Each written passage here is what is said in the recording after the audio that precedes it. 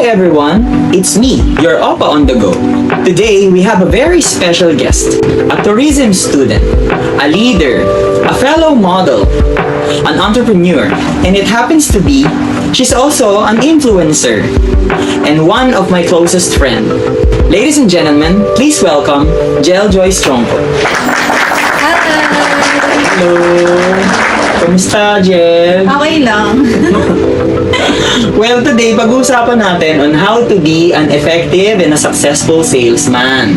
Since marami kang experiences when it comes to selling or marketing kind of work, can you tell us about yung mga experiences mo about dyan? Kung paano ka nagkaroon ng idea or paano mo siya nasubukan in the first time? Ako kasi, dati, hindi talaga ako mahilig sa social media, like, low-key, low-key na tao lang. And nung nasubukan ko siya nung 2019 ba? Or 2018. Oh. Oo, nag-TikTok ako. Tapos yun, nung nagtuloy-tuloy na, parang nakilala yung TikTok ko and then sumikat siya and then yun, parang nag-boom na siya. Then, ayun, ang dami ng mga promotions na nag-ano sa akin, na nagpapa-promote, mga products na nagpapa-promote, mga skincare products. Kung baka accidental lang, hindi mo talaga siya plinano. Hindi talaga, parang hindi ko inano sa sarili ko na, ay, magaganyan ako, magiging influencer ako someday kasi ganyan, kasi gusto pangarap ko. Hindi, parang kusa lang siya Tapos yung unang try mo, naging successful ba kagad? Or una parang hobby lang, parang gano'n? Yung una talaga, hobby ko lang talaga na, parang libangan lang na, pandemic, di ba, dati, na 2019 pandemic. Yun yung parang na, lang ako nun kasi wala talaga akong magawa. Parang hobby ko lang siya. Tapos yun, naging naging passion ko na. Kasi parang na-fell in love ka na rin dun sa work. Before we start sa question ko, how old are you na ba nung pinasok mo yung marketing? Actually, I'm 18 years old pa. So, mga 2 to 3 years ago? Mag 3 years na. 3 years ako. Mag 21 na ako. Oo. 18 years old pa ako. Pumasok na ako sa business industry talaga. Hindi lang sa pagiging influencer, sa pagiging manager na rin ng own business namin. Tell me about sa business niyo ba? Kapag usually, kasi may times parents mo yung nag-aasikaso. Siyempre, pag out of town sila, ikaw talaga. Yes. Since eldest ka, sa ilang kayo magkakapatid? 5. Sa 5 magkakapatid. So, nasa yung responsibility towards that. Hindi ka ba nahihirapan minsan? Actually, nahihirapan din. Kasi she's also a student, guys. Tapos, tourism student. Alam naman natin, maraming loads. Lalo na pag currently third year na siya. Fourth year na. Yes, mahirap yung pinagsasabay yung busy. negosyo, libangan na as influencer, tapos student, yung loads. Minsan napapag, tapos happens to be Dean's Lister din kasi si Jel eh. Let's proceed on my first question. Actually, yung nag-ano talaga sa akin dyan is yung mga followers ko. First, yung dati yung mga followers ko, onti lang. Siguro mga 20 lang. Ganun. Tapos, sila nag-chat na, Ate Jill, ipagpatuloy mo yan yung pagiging... About Facebook or Twitter or TikTok? TikTok. So kasi yun yung una ito ba yung pandemic days? Pandemic days. Yun talaga yung unang ko, parang libangan ko. Mas ko siya kumpara sa Facebook. Kasi yung TikTok kasi nagsuscroll ka lang, di ba? Scroll. Tapos yung mga doon, meron dong mga pwede mong i-dub smash or like Saka nag-enjoy kasi siya kasi she loves to dance.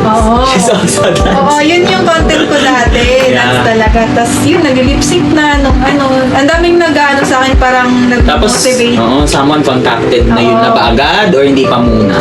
Hindi pa. Like parang libangan ko nga lang. So, gradual yung pagtaas ng followers mo, hindi bigla? Parang kunwari, nag-TikTok ako ngayon. Tapos parang may isang video na sa mga kapatid ko. Parang content naming 5. Tapos nag-boom siya. Okay. May overnight success video pa lang. Ilang views ba kagad? Di nagulat ka? 100K views talaga. Okay, that's As in, gumawa kami hapon, tas nung gabing yun, parang nag-boom talaga siya, nag 100K views agad. Ng ilang hours lang. Tapos nakakita ka na ng opportunity for that. Oo, tas ang dami na nag-chat, ang dami nang gusto mo pa-promote, ganun. Tapos Dahil sa video na yun. na-inspire ka na gamitin yung platform. Oo, parang naganahan na ako. But question number 2. Yung mga pinagdaanan mong hirap, at paano mo yun nalagpasan? As entrepreneur student or like business woman, ayun. Kagaya ngayon, may conflict sa business namin, and then yung parents ko umuwi sa Bohol kasi may business din kami doon eh. And then ako yung Simultaneous guys, kasi may business sila dito sa Metro Manila, then meron din doon. Oo. Eh syempre, yung mga kapatid niya, which is younger sa kanya, hindi sila as capable ni Jel na bantayan yon. Kaya need talaga, it's either si Jel lang nandun or parents dito. That's a Diba? Parang struggle. lang, switch lang. Kasi nung talaga, simula nung December, nung na yung Pasko, nagka-conflict yung business namin dun sa Bohol. So, need nilang umuwi. So, bali ako na lang mag-isa dito mag-Pasko, and then nag-New Year ako lang mag-isa. Kasi hindi naman pwede na kami lahat umuwi dun eh, kasi walang magbabantay dito. And then walang magmamanage din. So, yun yung isa sa struggle na overcome ko as a businessman. Oo, chinaga mo lang. Oo, Tapos at kasi the same time, student ka din. din Paano ako. mo siya napapagsabay? Hindi ka ba- Siya, parang gumawa talaga ng time management talaga sa sarili ko na kailangan talaga that time, kailangan ngayong oras pag free ako, pag vacant ako sa school, uuwi ako dito. Ito ba yung mga times na nagkakasakit ka na? Yes! Talaga. Kasi may times kasi Stress. naging sick siguro siya, baka halo-halong pagod, Stress. whatever lang, halo-halo na. Pero na-overcome mo siya dahil nagsipag ka lang din talaga. Yes, so parang ginawa ko rin motivation yung pagiging as panganay, gano'n. Kasi di naman talaga pwede na yung mga kapatid ko dun yung mag-manage dito kasi wala pa naman silang knowledge about that. Experience din. Oo. Saka hindi sisipag niya siya. Bale, question number 3. Qualities na sa tingin mong kailangan para sa success? Bukod sa pagiging yun, yung sabi mo, masipag ka, tapos matiisin eh. Yung pagiging merong good mindset sa sarili. Kasi pag Kumbaga wise decision Oo, lagi. kasi yung business, sa pagtatayo kasi ng business, hindi naman yan magtatayo ka agad-agad ng walang plano. So, need talaga na mag-plan ka, and then i-risk mo yung mga bagay na yun nga, as a negosyante, kailangan mong i-risk yung pag-aano mo doon sa pagtatayo mo ng business. Kumbaga talagang kailangan malakas loob mo. Isa sa qualities yun. Saka, syempre, sipag din. Yes. Pero masasabi mo ba na ang business hindi lang in theory na kailangan may alam ka? Kailangan, di ba, may swerte sa tingin mo? Sa era kasi natin ngayon, naniniwala tayo sa swerte or like, depende lang talaga yan sa tao kung swerte ba siya sa business niya, gano'n. Kasi guys, kung babalikan natin, may mga history kasi talaga ng business na Oo. nag-umpisa sa hindi nila akalain, di ba? May mga ganun na pagdulog nila, millionaire na sila. Kumbaga, hindi natin pwede sabihin tsamba eh. Siguro may part yun yung success, swerte. yung swerte din talaga. Hindi pwedeng galing lang talaga o husay eh. Parang kami rin, hindi naman talaga kami, sa business talaga. Parang, lang namin yun kasi parang kusang umano lang yung negosyo na yun. Parang, Kumbaga nag-boom. oo, parang kusang lang, parang, hindi namin akalain na papasok kami sa business industry. Parang lang, parang swerte lang, gano'n.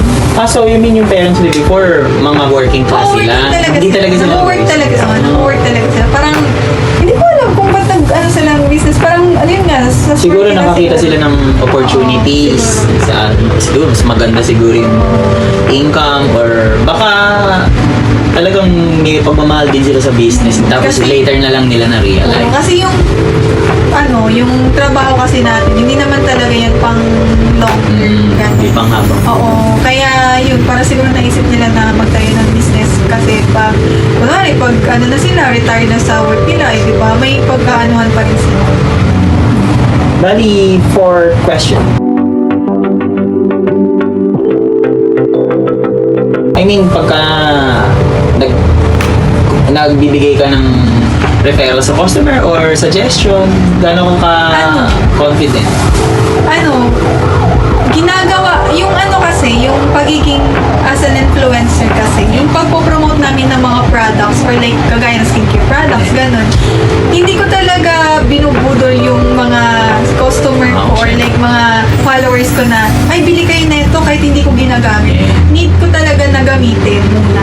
Kumbaga may trial period ka muna. Ganun. Tapos, parang tinitesting ko yung sarili ko so kung muna. hindi, honestly, kung hindi mo nagustuhan yung product, sasabihin mo pa rin ba yung honesty? I mean, Yes. hindi mo siya i-recommend. Hindi. Okay. Parang hindi ko siya itutuloy ng i-video tuloy. Parang hindi ko siya ipopromote. Oo. Tutuloy na ipopromote. Kasi parang sasabihan ko yung owner na, ay, hindi po ako hiyang dito. Baka po kasi pag pinromote ko yung product na yan, tas hindi hiyang sa akin, tas bibili yung ibang customer. Baka ako po yung Kumbaga yung name mo kasi Oo, at stake. kasi Ikaw ako naman yung nagpo-promote. mapasama. Influencer kasi. As an influencer kasi, hindi naman porket inoferan ka ng Bayad.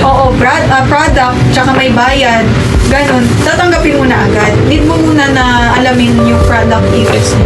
if ano ba sila, if maganda ba yung product, if suitable ba sa ibang tao, ganun. Kasi iba-ibang naman yung Oo. skin type ng tao or yung needs ng tao. Yes. Bali, question number 5. Ito na yun, usually mga peak season, nahihirapan ka ba? Paano mo na-handle yun? Lalo na nung mga time na ikaw lang yung nag-handle ng business tapos sabay-sabay. Paano mo siya nalalagpas? Yung kagaya ngayon, as a business, manager ng business namin, parang nagka-conflict din. Parang, parang gahol ako sa time. Kulang yung araw para parang, sa'yo. Kasi, May times bang parang ayaw mo na? may times na, pagod na. ay, higa na lang ako. Huwag mo nang, santabi mo na lahat kasi parang stress nga naman. Parang na over-stress na ako sobra. Kasi hindi ko na masyadong na-manage. Kaya gusto ko talaga na as much as possible, may time management talaga ako na dapat may list ako na, ay, ngayong time, free ako ngayon. Kailangan ito muna yung gawin ko. Promotion muna, tsaka business, tsaka pag-study, gano'n. Kagaya nung pagka di ba, as an influencer, pag nagkakasabay-sabay yung order, hindi ka ba nahihirapan? Let's say, sabay-sabay yung XD, hindi mo alam kung ano yung unahin, or usually, Oo. piniperse come per serve mo, or inuuna mo yung sa tingin mong mas sellable.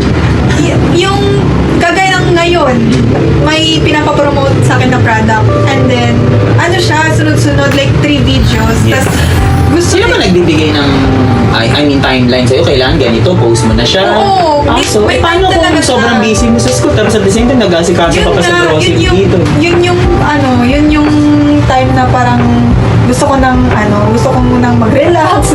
Kaya parang hindi ko na alam kung anong gagawin, ano yung uunahin. Kaya gusto ko talaga may time management ako. Kailangan may list Importante ako. talaga. Oo, importante talaga hindi lang sa business industry yung time management. Pag nakikiusap ka student, muna, bigyan ka ng more wala, time. hindi talaga. Kasi pag ikaw Kasi pag paano mo influencer ka, paano mo siya matatrial muna yung product kung minamadali? ginagamit ko talaga siya as At much once, as basta. possible talaga. Pag dating ng product mismo, ginagamit ko na siya. Kasi para kunwari pag yung binibigyan na ako ng exact time na ipapasa yung ganun, at least magagawa ko siya ng video na ginagamit ko na talaga yung product. Bali, question ko dyan, pag ganyan bang klase ng may pinapadali din ba sila sa yung contract? Or Yes. waiver? So kasama rin doon. Oo, meron siya. So kailangan talaga Memorandum of agreement. indicated time. Kasi pag wala, Indicated, oo. pag influencer ka kasi, pag may product na promote, may memorandum of agreement talaga yan na kailangan permahan. Para if yung agreement na yun hindi mo magawa, hindi mo talagang bayaran yung product na in return. pinadala. Oo, kasi okay. hindi naman, kawawa naman yung nagpadala ng business, ng product sa akin if hindi ko gagawin dito. Kumbaga nagtiwala kasi Oo, sila. nagtiwala sila kasi. So may challenge din pala siya pag Talaga, rush talaga. Kailangan talaga na if may... Ako kasi na tao, kailangan na if may task ako na gawin, kailangan magawa ko na agad. Hindi ako yung tao na pag may task na gawin, ay, susunod na araw na. Kasi wala pa namang ay, susunod na kasi tinatamad ako. Wala, hindi ako ganun. kailangan talaga, pag may task na binigay sa akin, gagawin ko agad. Eh, in terms ng halimbawa, ng peak season, mga December or isa groceries nyo. Tapos may times na kinulang kayo ng tao. Paano mo siya sinusolusyonan? Let's say, minsan ikaw na rin ba nakabantay? yes. Oo. Or as much as possible, sasara nyo ba na maaga? Anong Hindi. nagiging mga precautionary measure? Pag ganyan, pag gaya ng sinabi mo pag peak season, kagaya ng Christmas, dalawa yung tao lang namin dito. Actually talaga yung tao namin dito, 6. Tapos yung 4, nagbakasyon sa Bohol. Bakasyon sila? Oo, yes. Kasi sa Bohol din sila Oo, nakabase. kasi Christmas yun, diba? Tapos, yung dalawa lang sila dito, and then need talaga ng ibang tao talaga. Kasi rush na. Kasi yung business namin, hindi lang siya grocery store, meron din skincare products. So, ayun, minsan tumutulong ako pag walang pasok, gano'n. Tumutulong talaga ako dito kasi hindi naman ako yung kunwari, magtatawag na, hindi namin na tao dito. Ganun. Hindi naman ganun ka-easy lang yung kukuha ka ng worker. Oo. Kailangan, Saka syempre kailangan trusted tao eh. Oo. Saka yung skilled na kasi lalo na pag dineploy kasi sa peak season guys, kailangan yung taong pinadadala mo dyan. May alam na agad kasi iba yung dami ng flow ng tao pagka mga rush times or peak season. Kumbaga minsan twice, thrice yung dami bulusok nung order o nung need na ma-sustain na benta. Kaya yun yung hirap. Tapos, eto, question ko naman, pagka as an influencer, may times ba na nai-invite ka minsan ng mga events nila? Yan, isa ba sa mga perks yun na, Yes. sa mga hotels or tapos kayo as influencer nagkikita-kita doon? yes. Tell us about that. Maraming times na in-invite ako. Kagaya nung election ni Yeah. BBM at saka ni Joy Belmonte. Ayun, na-invite ako doon. Yun yung pinaka-first na in-invite ako na nagka-tipon kami lahat ng mga influencer, nagkita-kita. Saka VIP kami doon. Kaya yun, in-invite kami na pwede bang pumunta ka sa concert namin, ganyan. Kasi may concert yung BBM tsaka Joy Belmonte, nag-tandem sila. Ayun. Tsaka, ayun, parang yun yung pinaka-first na nagkita-kita kami mga influencer lahat. Pati yung sa mga products din, gano'n. Ini-invite kami na pag nagla-launch sila ng bagong products, yung mga product ba, clear and sheer, gano'n. Kumbaga yung parang mga Christmas parties, gano'n, sinasama ka rin. Parang convention nila. I-invite ako, pero Kasi parang last time may nakita akong post guys, kasama niya si Paul. Parang invited siya sa ganung event. Yes. Beauty Wise na Christmas which party. happen, alam ko, related Manila. din yata sa kanya yung Paul. Parang tapos parang, usually pag ganun sa convention, may awards night. Parang awards night na rin ba yun? Kasi sino yung pinaka marami na benta ba? Or kumbaga parang nai-inspired sila lalo na pagbutihin pa yung ginagawa. Oo, yes. Anyways, yung mga napagdaanan mo, sana mas ganahan ka pa. Alam natin na mahirap talaga sa businesswoman, Correct. pero who knows, di ba? In the future, mas mapagbuti niya pa yung negosyo ng family niya. Tapos as an influencer, mapagpatuloy niya pa yan. Siyempre, hindi naman lahat binibiyayaan ng ganyang blessing. Napaka-thankful naman din siguro ni Jel kay Lord na nabigyan siya ng ganyang opportunity. Well, good luck on your endeavors and your thank you future so much. business plans pa, Jel. Thank you so much. And hope to see you again. And that's all for today, guys. Thank you. Thank you.